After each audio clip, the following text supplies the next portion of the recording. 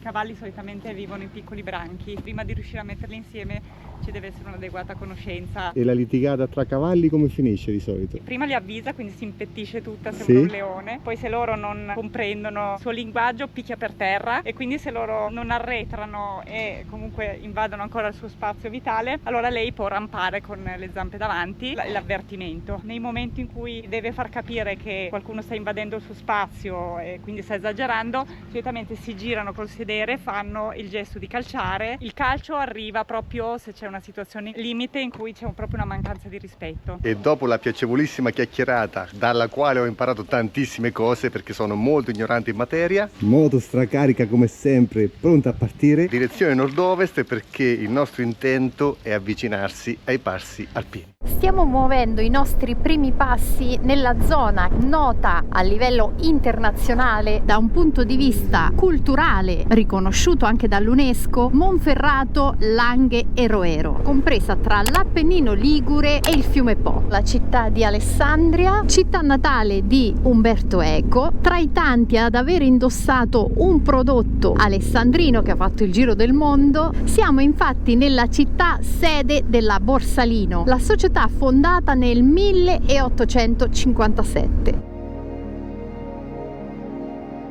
Entriamo nella provincia di Asti. In giro di 10 km il paesaggio è cambiato radicalmente, leggermente collinare, ma soprattutto con un po' di curve. Ci stiamo avvicinando ad una città importante, patria di un oro bianco e di uno nero. Bianco per il famosissimo e pregiato tartufo bianco, nero per l'indimenticabile e internazionale Nutella. Abbiamo fatto in modo di passare proprio di fronte allo stabilimento Ferrero. Vi assicuriamo che l'odore è quello di tanti barattolini di Nutella aperti. Il centro della città delle 100 torri offre esperienze gastronomiche indimenticabili, apprezzate in tutto il mondo e da tutti, ma proprio tutti. Quella che oggi sventola il tricolore, esibisce bellissimi palazzi d'epoca, nomi noti del risorgimento italiano per le sue vie, era infatti parte del Regno di Sardegna, a cui 1000 consegnarono il Sud Italia, è stata al tempo dei Romani Alba Pompeia. Oggi delle 100 torri sembrano esserne rimaste 10 e qualcuno dice che si scorgano per la città i 4 simboli degli evangelisti, l'angelo, il leone, il bue e l'aquila, le cui iniziali comporrebbero il nome di Alba. Oggi città creativa UNESCO per la gastronomia inevitabilmente risponde al nome di Nutella, ideata nel 64 da nut, nocciola in inglese, in perfetta assonanza col termine italiano bella. Salutiamo la bellissima Alba e salutiamo di cuore i ragazzi che hanno riconosciuto la sorellona. Per noi è stato un enorme piacere. Adesso sapremo chi è che scrive saluti da Alba. Ci inoltriamo nel cuore delle Langhe, Grinzane Cavour, appena entrati.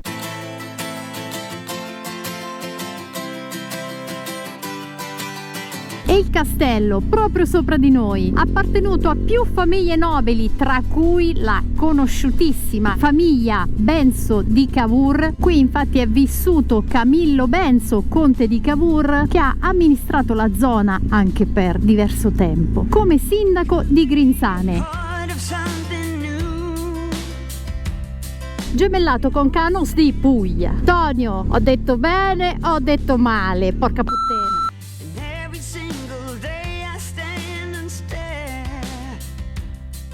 At your house upon the riverside to see if you are there, and I E sotto piante di nocciole. want the time when your cool eyes.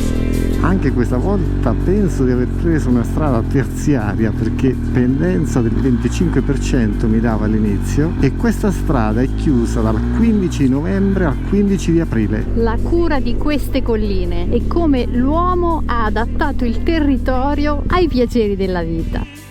This is where I'll stay.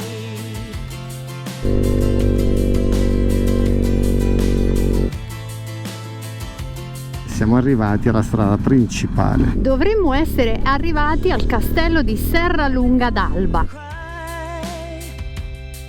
There is something we should realize. Don't Ottobre è vicino, o forse fine settembre, non siamo certi di quando venga fatta qui normalmente la vendemmia. E magari fate un brindisi alla faccia nostra. E noi brindiamo insieme a voi. away from all the lies and return to you again. Appena entrati nel territorio di La Morra, ennesimo comune UNESCO. La Morra viene definito il comune dove è più piacevole il panorama sulle Langhe. Abbiamo voluto verificare.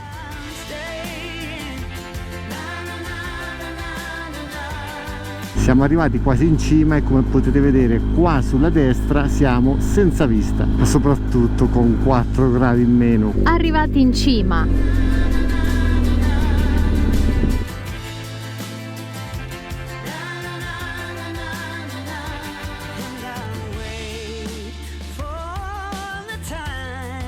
siamo a Barolo. Your cool eyes make me turn away from all the lies and return to you again.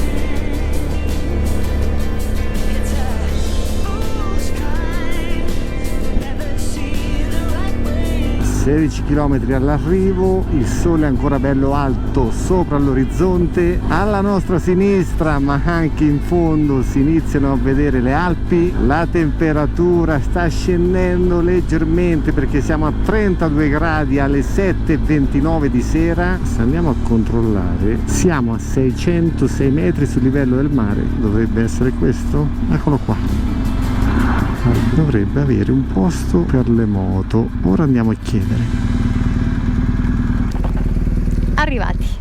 Banalissima info ma molto importante per i motociclisti. Vedete questa porta larga 1 metro, è precisa per far entrare le nostre moto con le valigie inserite. Giornata spettacolare meteorologicamente parlando, cosa importantissima perché andremo a fare un percorso d'anello pazzesco. Alcuni riferimenti spazio-temporali: da qua Dronero sono 65 km per arrivare al Colle della Lombarda. Draconerium, antico nome di Dronero, porta di accesso alla Valle Maira, una delle valli italiane occitane, classificazione storico-culturale che accomuna popolazioni del sud della Francia, una piccolissima parte della Spagna e appunto alcune valli italiane. Siamo nella provincia di Cuneo, considerato granaio dei Savoia. Ci stiamo dirigendo verso la Valle Stura, un'altra delle valli occitane che ci porterà al confine con la Francia.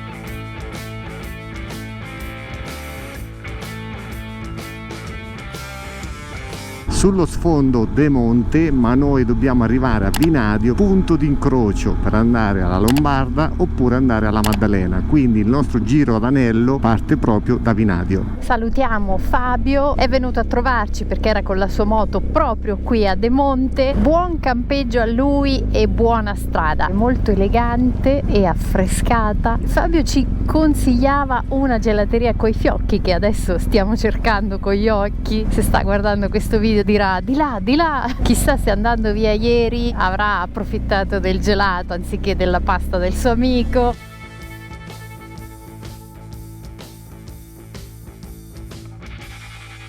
Siamo a Vinadio, sede del Forte Albertino, una costruzione per l'epoca avveniristica a livello di ingegneria e architettura militare, voluto da Carlo Alberto tra gli anni 1834-1847. Guardate qua alla sinistra, 400 metri per la Lombarda. Proprio da questo punto inizia il percorso d'anello. Iniziamo subito con questa serpentina. Per noi la prima volta ci hanno detto di fare attenzione perché la strada è molto stretta. Con una moto carica in 2, vediamo se le notizie ricevute corrispondono a realtà. Noi cerchiamo di rimanere nella nostra corsia, anche se qua di corsia ce n'è una sola. Facciamo anche i tornanti in seconda, questo si riesce, mettiamo la prima.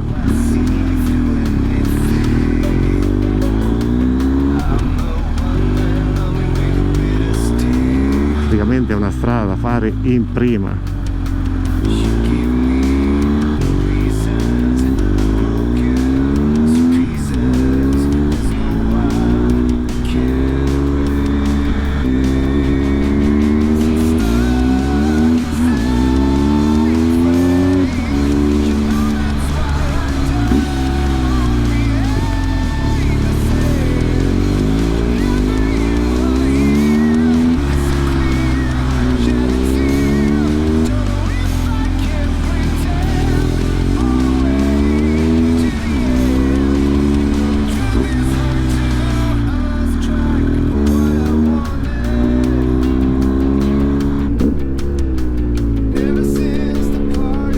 seconda parte è diventata ancora un po' più stretta, ma soprattutto è leggermente ondulata. Ovviamente non c'è tanto la bellezza dell'andare in moto perché i tornanti sono tanto stretti e ripeto, l'asfalto non è piacevolissimo, però se ci guardiamo intorno, dai, poi vedete se si incrociano due auto, diciamo che passano a pelo. Noi andiamo con un'altra auto, vediamo se questa ci fa passare.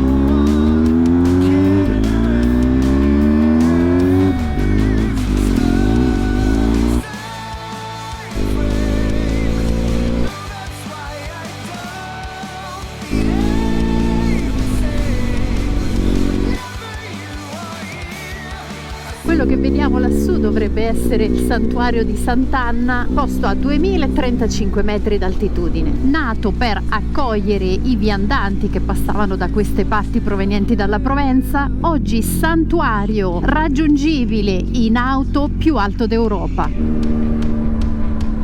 Bellissime le pendici, sembrano delle pennellate.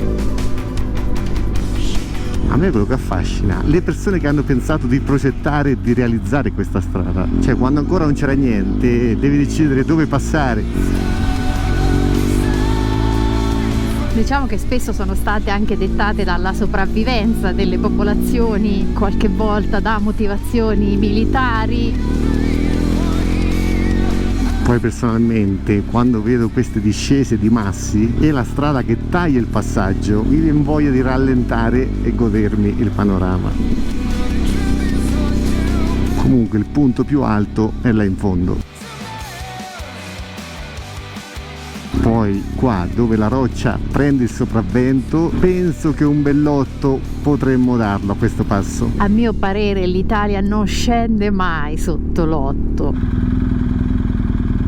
Pausa brevissima per ammirare il panorama ed ascoltare lo scampanare delle mucche. Siamo a 2351 metri, il freschetto si inizia a far sentire, però si sta bene, immagazziniamo. Ora si potrebbe fare qualche sterratone potentissimo, ma oggi abbiamo tantissima strada da fare, quindi si prosegue per Isola 2000. Ci lasciamo alle spalle la provincia di Cuneo e l'Italia ed entriamo in territorio francese.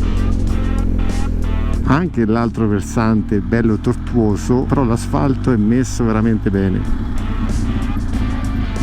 E dopo neanche 4-5 tornanti si arriva a Isola 2000. Se giù è in funzione, tra l'altro. La strada di collegamento tra Francia e Italia è abbastanza nuova, fino al 1947 infatti questa zona apparteneva all'Italia e non c'era un vero collegamento costruito invece dal 1971 dalla Francia. Costruzioni che dal nostro punto di vista potevano essere fatte in maniera diversa, forse troppo moderne, sembra che cozzino con l'ambiente circostante. Non tutto ovviamente. Ma a parte questo piccolo dettaglio, adesso scendiamo nuovamente perché andremo al Col de la Bonette, 56 km. In tempo 3 minuti netti siamo saliti a 27 gradi. I passi alpini servono per temprarci.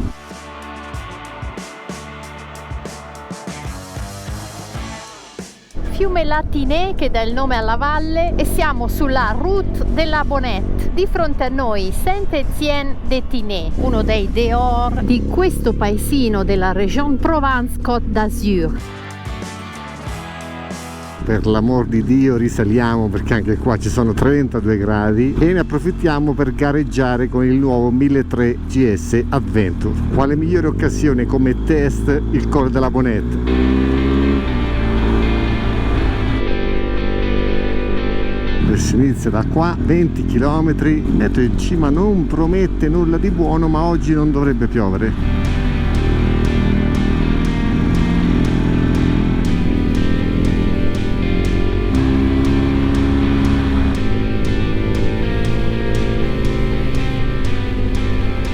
Fermi per una pausa rigenerativa, il meteo è cambiato di colpo, infatti un po' piove, ma noi ce ne sbattiamo altamente perché abbiamo una fame pazzesca. È colpa degli sbalzi di temperatura, ci siamo presi un pan bagnà. Cipolla, uovo, pomodoro, tonno, peperone, leggero, leggerissimo, si digerisce in 10 minuti. Prendi questo e fai il col della Bonette con una ruota. 1 per 2 persone. E alla fine siamo entrati all'interno del locale perché fuori purtroppo piove. Per consolarci, caffettozzo, ma il pezzo forte l'ha preso il maiale. Guardate la felicità. Torta alle mandorle e mirtilli. E alla fine abbiamo deliberato antipioggia perché siamo a 1800, dobbiamo salire a 2008. Se la matematica non è un'opinione, sopra è sempre peggio. Di qua sembra aprirsi, mentre dall'altra parte è un po' più nero.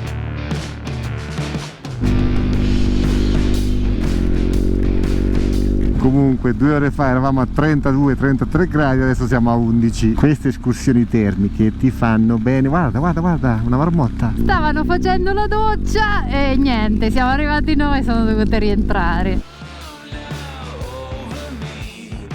Ma di queste case ci dice nulla? No, la storia di queste case in effetti ci è nuova. Ai ai ai ai ai, 4 meno in storia. Abbandonate. E in effetti i resti sono quelli del Camp des Fourches, una caserma militare di alta montagna costruita nel 1888, rovine restaurate oggi visitabili.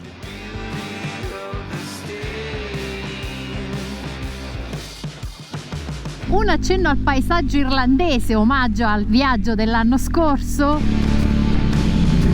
E a chi quest'anno ha intrapreso quella strada del nord. 10 gradi in questo momento. Dalla temperatura si capisce benissimo che siamo su una delle strade più alte d'Europa. Dobbiamo ancora salire là, anche perché siamo a 2698. Qui sembra quasi di origine vulcanica. Il passo è 2710, poi si scende, mentre questo pezzettino qua dovrebbe portarci a 2008. Eccolo il punto più alto, 2803. Col de la Bonette. Quanta pazienza devo mettere. Guardate quando scende Sara. Ma non c'è scritto il mio nome. Tanta pazienza. E comunque ci siamo fermati qui al Col de la Bonette e questo è il panorama.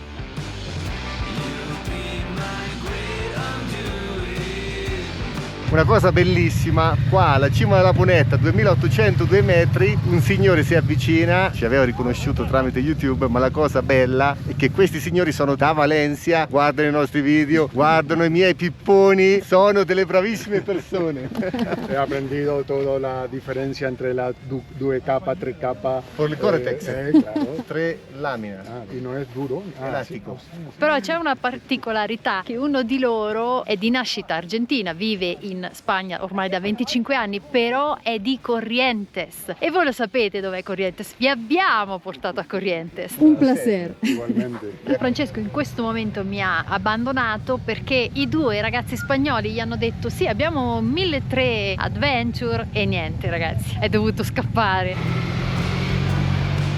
Si inizia la discesa, noi che volevamo togliere l'antipioggia perché avevamo visto un po' di sole, poi fatta la curva, guardate in fondo. Però abbiamo cambiato i guanti perché la temperatura con il sole era salita a 16 gradi. Bisogna sempre guardare il rovescio della medaglia, non puoi guardare solo testa, devi guardare anche croce, devi guardare anche me, la tua croce. Croce che tra le tante cose si sta invecchiando, ma bisogna riconoscere che parliamo di una croce in legno massello. Ammazza, oggi è passato l'angioletto buono. O come diceva mia nonna, attenzione che passa l'angioletto e dice amen e poi non si torna più indietro. Noi stiamo cercando di portare contenuti europei per questa quarta stagione europea e se vi dovessero piacere i nostri contenuti mettete un mi piace, lasciate un commento e salite in sella. Magari aspettate una decina di minuti a salire in sella perché guardate là in fondo, ci pensiamo noi a prendere acqua per voi. Quindi siate pronti, o mettete l'antipioggia o prendete l'ombrello dal divano, però preparatevi. E stan listos? Siete pronti? Vedere gli spagnoli ci ha fatto un po' ritornare al Sud America. Che poi noi torniamo a parlare spagnolo, non lo parliamo neanche bene, siamo zoppi sia con lo spagnolo sia con l'inglese, non ne parliamo col francese che ho studiato per 13 anni, ridicolo. Perché? Con l'italiano? Vogliamo dire qualcosa?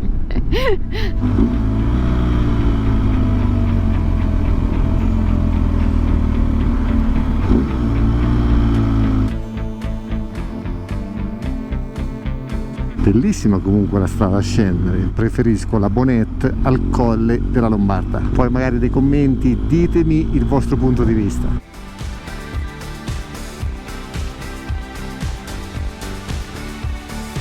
Fermate al volo a rimettere i guanti in Gore-Tex e vamos!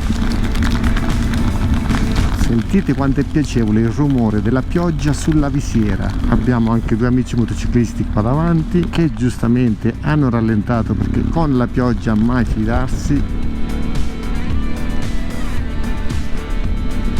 Devo essere onesto, questo fresco mi gusta molto. Però sono quei temporali che possono anche segnare la fine dell'estate. Sara l'ha detto con un velo di malinconia. Quando finisce la stagione estiva per me è sempre qualcosa muore dentro, nonostante io non regga in questi anni molto il caldo. Di solito non si regge il caldo quando l'età avanza. Soy vecchita, Non c'è nulla da ridere al riguardo. soprattutto per te. Io sono già nato vecchio. Comunque, se non fosse per la pioggia, l'asfalto bagnato e qualche tornantone, questo lato della Bonette dal mio punto di vista è molto guidabile in moto, nel senso che è veramente piacevole. Ha smesso di piovere, quindi dal divano togliete ombrelli vari e antipioggia. Cuneo e Col de l'Arche, che sarebbe Colle della Maddalena per i francesi. Ora ho allargato anche le maniche dell'antipioggia così si infila un po' d'aria. Siamo all'Arche. Siamo a 1960 metri e siamo sul Colle della Maddalena.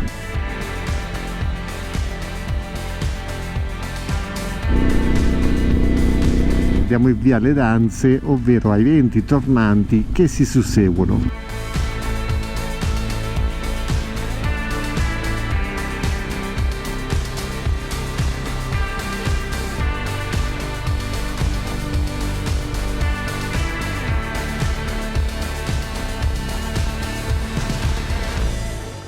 In basso al Colle della Maddalena siamo finiti in un rave di camperisti. La città nella città. È anche vero che è il giorno di Ferragosto, è anche vero che tutti noi, compresi noi, abbiamo cercato il fresco stavolta. Abbiamo ancora 66 km, 1 ora e 12, ore di arrivo 19:37, quindi come sempre arriviamo leggermente prima di cena.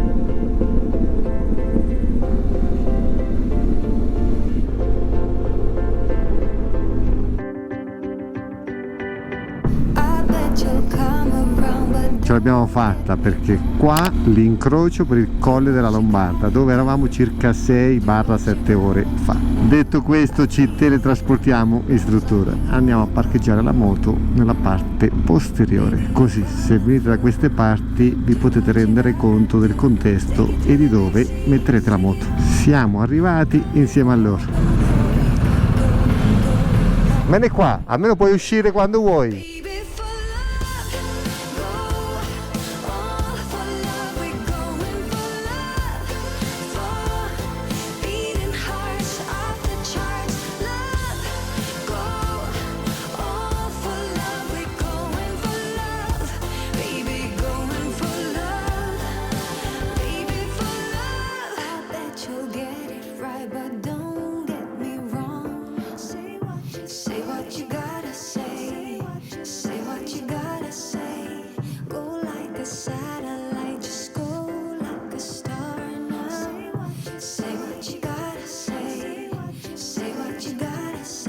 Take it to the big scene, take it all.